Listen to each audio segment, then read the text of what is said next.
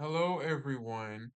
This is William here with a bit of a explanation on what happens when a man decides to gain control of vacuum cleaners and how it all ends up being a complete disaster from here.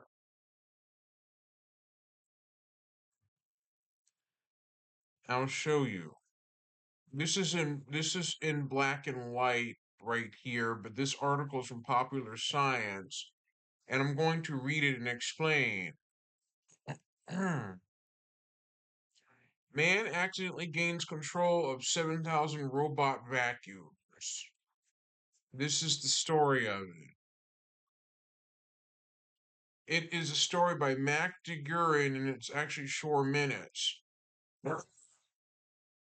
Sammy, as a dooful, just wanted to steer his DJI Romo with the gaming controller. Uh-oh.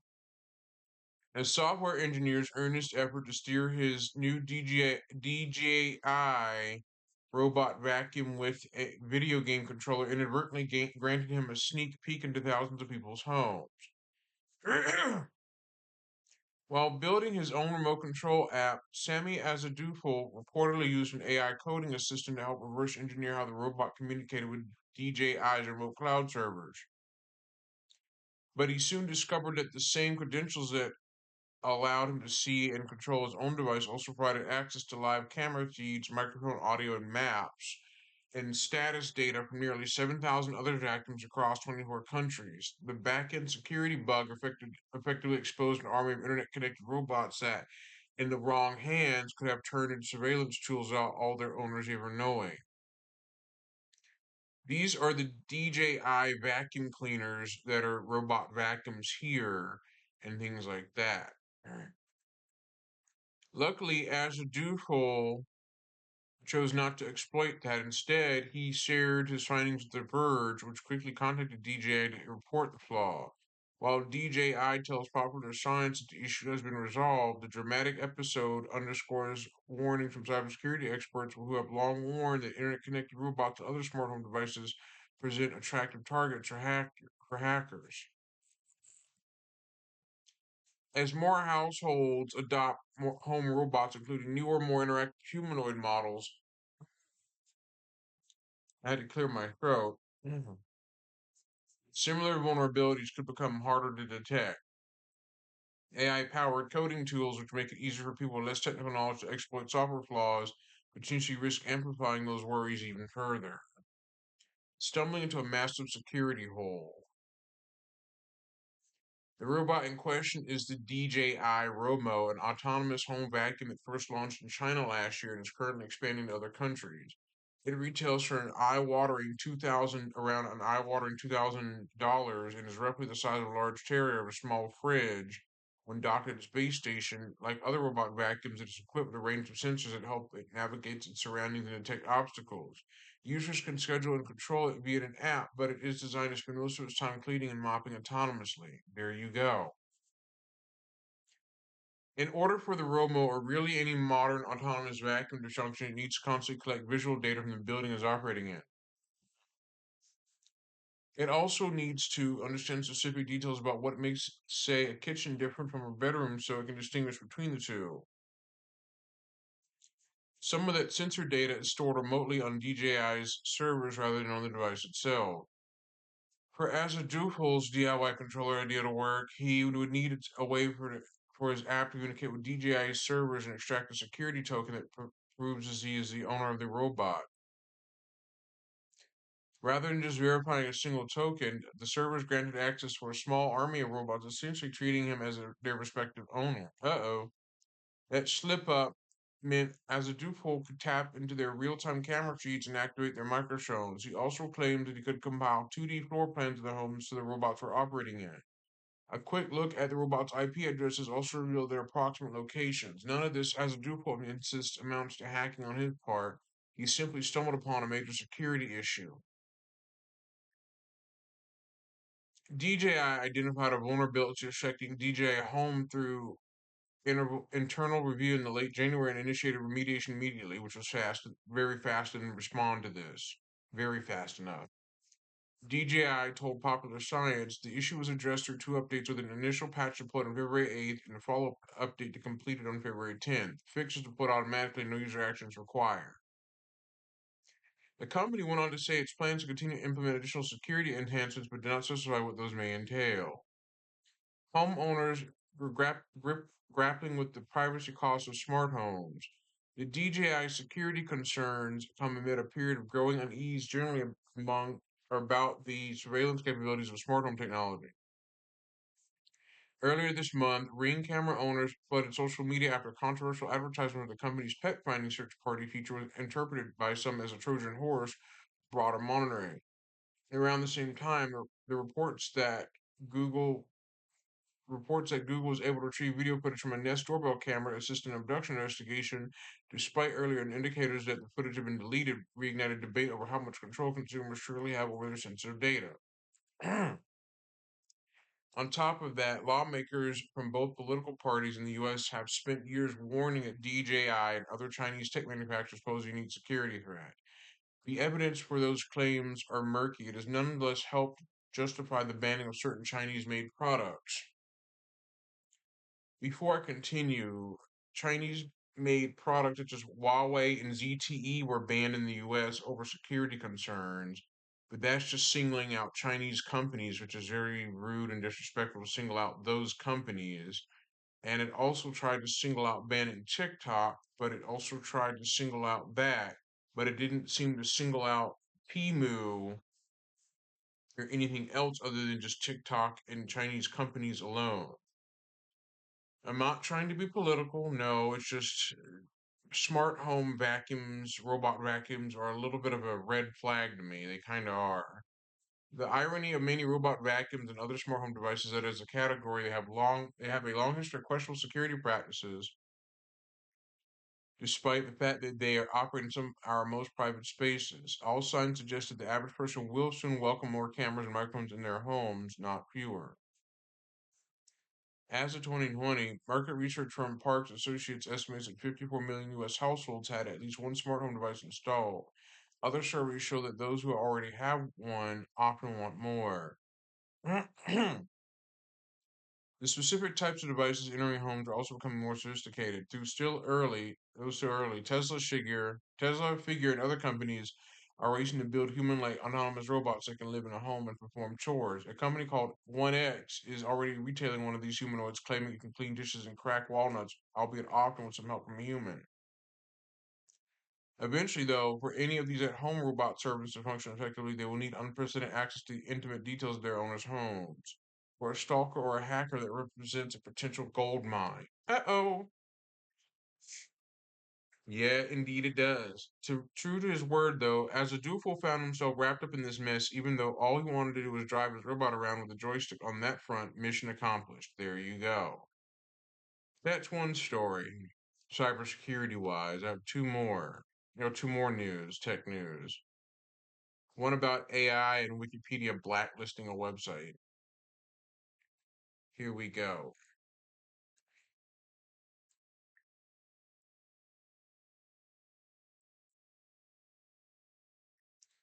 This one is going to say involving artificial intelligence in video gaming. What do they have in common? AI is causing a problem for the game developers that nobody expected. Generative AI is transforming game development, including in surprising ways. The biggest fears of AI taking jobs or ripping off work, but some developers have found themselves up against a problem they never expected, being accused of using AI when they didn't. Before I continue, a good example of this, there was a postal video game made by Goon Swarm Games, a developer that denied accusations of using AI, but a lot of people caught on that they were using artificial intelligence in the game development later on. All of a sudden, later on, and then later after that, the company then itself issued a shutdown statement on social media where the company was getting death threats from people who are very angry with Goon Swarm Games. Goon Swarm Games was a publisher behind the Postal video game, and it completely got itself into a world of fire with that, like a world of backlash. Let me just get you that article. Okay. I'll talk about this first and how it involves with AI, but I wanted to talk about Goon Swarm Games. That Goon Swarm Games was a developer that was supposed to release a Postal Bullet Paradise video game, but it got canceled back last year in 2025 in December. How it quickly backfired on the developer. Basically, where I'm going to tie into this with the AI portion of it is that AI generated art is terrible. It is, and the fact that there's actual people out there, humans that do art for a living and that do art for a career. Like they make art for people humans do, but AI does a terrible job at it. And this is what I wanted to say, that Goon Swarm Games was had issued a statement admitting that AI art slipped into the promo assets, leading to its cancellation. It says here, after a dramatic few days of generated art accusations, AI art generated accusations, denials, and a game cancellation, Goonswarm Games released a new statement explaining its stance and the status of the studio closure.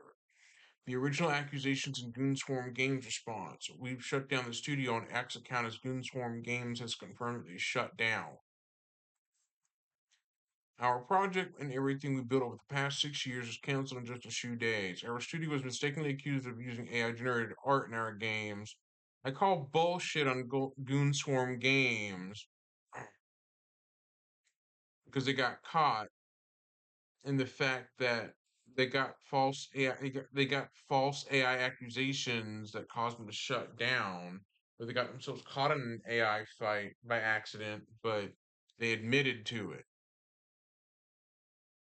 Now, our project and everything was we built over the past 6 years was canceled in just a few days. Our studio was mistakenly accused of using AI-generated art in our games, and every attempt to clarify our work only escalated the situation. In the last few hours, we received a large number of threats, insults, and mockery, which pushed us toward a very difficult decision. We're truly sorry for the artists who put their soul into this and supported our studio only to face AI accusations. It is tough to pour so much energy into a game and end up caught in the middle of an AI war by accident. We've decided to shut down the studio and all future activities. Thank you for being with us. Stay strong, play game. Goon Swarm Games began facing allegations surrounding AI generated art in early December when Running with Scissors announced the upcoming collaboration for a new game in Postal Universe. The Postal game series has been around for quite some time. In response to the accusations, Running with Scissors canceled the studio's work on the upcoming game, which just had been announced a day earlier than that. After the newly announced Postal the Bullet Paradise project was canceled, Goon Swarm explained that the studio would be closing. This original post asserted that the accusations were false and that the studio was caught up in the middle of an AI war by mistake. The following day, Goon Swarm Games made another post that took a different stance and further clarified things. So they provided two different responses, the one up above and the one down below it. This happened in December 2025, earlier last year in December, right around Christmas time. The follow up response, who was also posted on Twitter and X, well, before Christmas ever happened, like before the Christmas season of 2025, I should say. Follow up response was also posted on Twitter and X and provided a lot more context and explanation. In this post, Goon Swarm Games apologized to the community for the entire situation, admitted that the small studio reached emotionally and defensively with their earlier post due to the shock of accusation and the sudden spotlight on the team. Some time and space provided more clarity for the team at Goonswarm Games in their press release, and the press release went on to explain that AI generated art had inadvertently slipped past their internal review process and made its way into promo art. The studio did assert that no AI generated art was used in actual game assets and that the artists involved in developing the company's previous games have nothing to do with this situation. Although GSG or Goon Swarm Games previously announced the closure of the studio, the new press release did explain that the team would be working to update promo art across its projects with pieces created entirely by human artists. What's next for Postal? Although this particular project is no longer in the works, it sounds like Running with Scissors is still looking to continue working with the Postal IP and other projects that will help keep that universe alive. Running with Scissors founder Vince Desi confirmed the publisher will continue to support fans of the Postal universe. Following our statement on Friday with Running with Scissors, we'd like to share an update. All we needed to cut ties with Goonswarm Games on Friday and to state the reason for doing so. Our broken trust. We still wanted to give Goonswarm the time and space to be transparent about what had occurred. After sharing a tweet on Friday that got more than 8.5 million views, which denied they had used generative AI or closing the studio on Saturday, Goonswarm Games issued a follow-up tweet acknowledging the use of generative AI and apologizing. We wish them all the best as we both move forward in our separate ways. So Goonswarm did ended up denying that they had used generative AI, but then they issued a follow-up saying that they acknowledged the use of generated AI in it. At first, they said they didn't. Then they issued a follow-up saying that they acknowledged the use of it. So they basically issued two different statements and ended up getting shut down. They shut themselves down and the game got canceled. Running with Scissors also has always operated with an unwavering commitment to the truth and transparency. We look forward to continuing support with our fans and expand on the Postal universe played by millions. At this time, there are no concrete details on the next Postal spin-off or sequel now that the Postal Bullet Paradise is canceled. Postal Bullet Paradise was supposed to be released, but it got completely annihilated after the studio Goonswarm Games got a lot of backlash over AI and backfiring on the company very badly. Last, but certainly not least, MSN.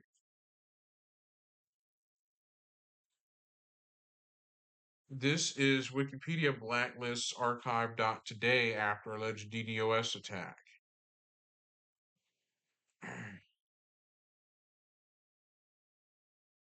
Wikipedia editors have decided to remove all links to archive.today, a web archiving service that they had said has been linked to more than 695,000 times across the online encyclopedia.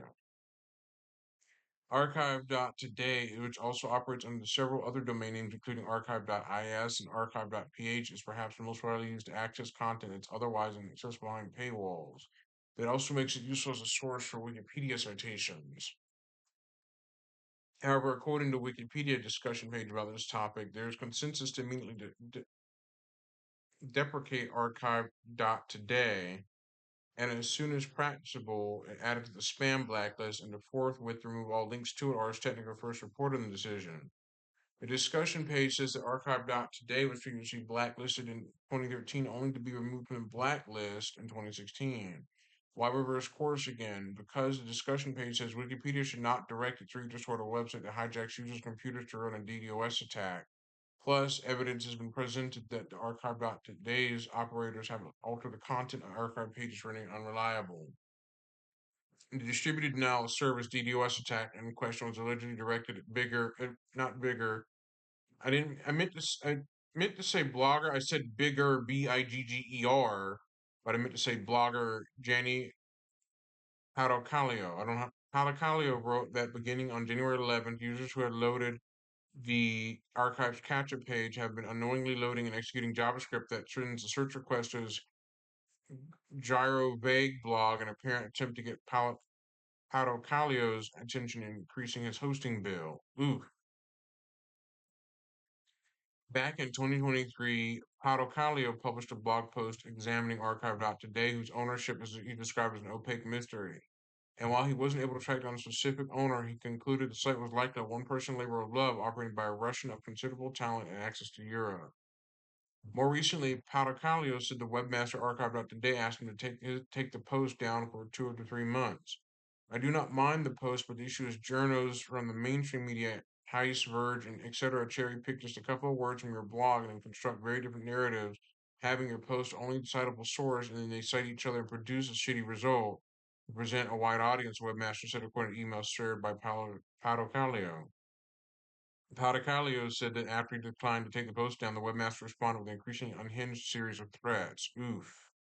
Wikipedia editors also pointed to a web page snapshots and archive.today that appeared to have been altered to insert Paradocalio's name, hence the concern that it's become unreliable as an archive. Wikipedia's guidance now calls for editors to remove links to archive.today and related sites, replacing them with links to the original source or to other activities like the Wayback Machine. On a blog linked from the archive.today website, the site's apparent owner wrote that the archive.today's value to Wikipedia was not about paywalls, but rather the ability to offload copyright issues.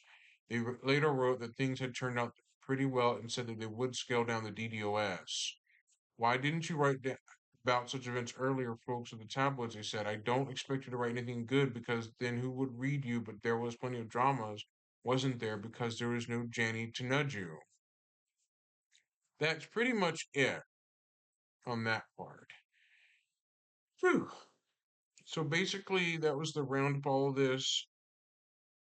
My big complaint with generative AI and AI in general, toward the end, is that AI sucks and is terrible.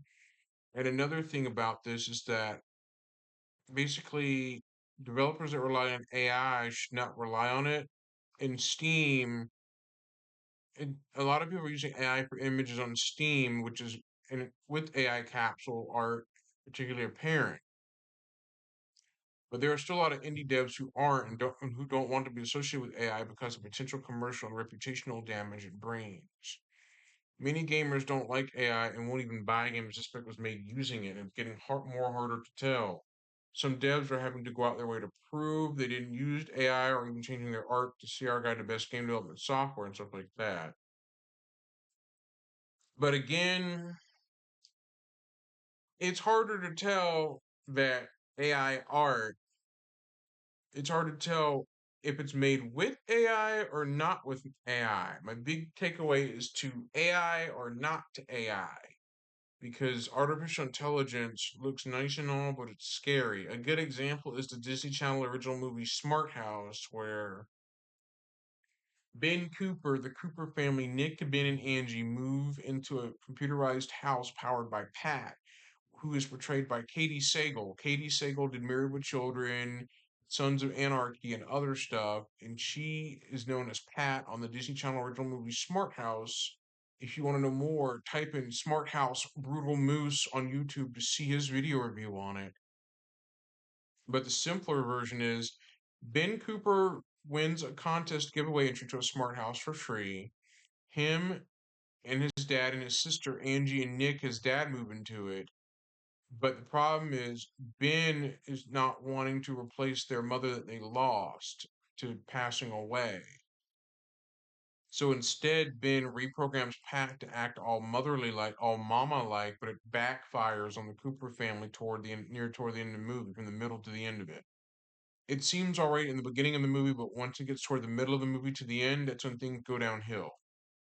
Ben sneaks into the control room and begins to modify Pat's AI programming, like begins to download a new mother profile to it, literally to the point that it begins doing unusual things. It gets worse when Nick Cooper scolds Pat this herself about throwing a wild, unsupervised teen party in the house.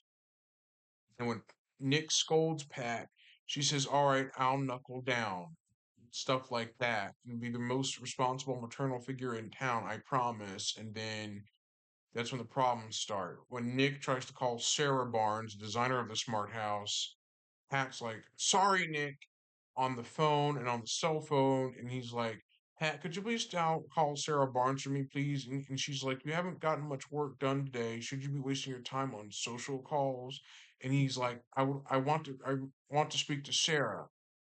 And when he tries to do that, tries to dial the phone, Pat's like, "Sorry, Nick," hangs up on the phone. Then when he does on the cell phone, Pat's like, "Sorry, Nick." And he's like, "I would like you to stop this now." And she's like, "Look," she's like, "Look, new rules. Work first, play later. New house rules. Work first, play later. Discussion terminated." And he's like, "I'll go along with this for now." Then Pat begins to flip the TV. When Angie was watching a cartoon, she flipped it to something educational for Angie while she was eating a snack in the kitchen. That also went wrong. Ben was reading a comic book in bed, and Pat gave Ben a little bit of an attitude. Then Ben pushes back at Pat. Then after that, the argument ends with Ben saying, "All right, you win," and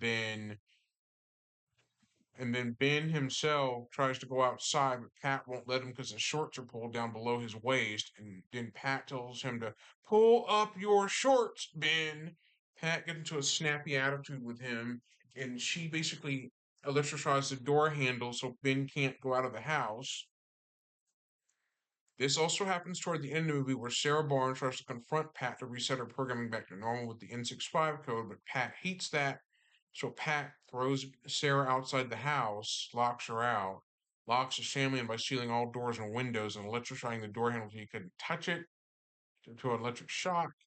But then Nick's like, open the door, Pat. It's like, I'm sorry, I can't do that, Nick. That's when Pat goes into complete nervous breakdown mode, traps her family inside. Sarah works with Ben to get Sarah back in the house.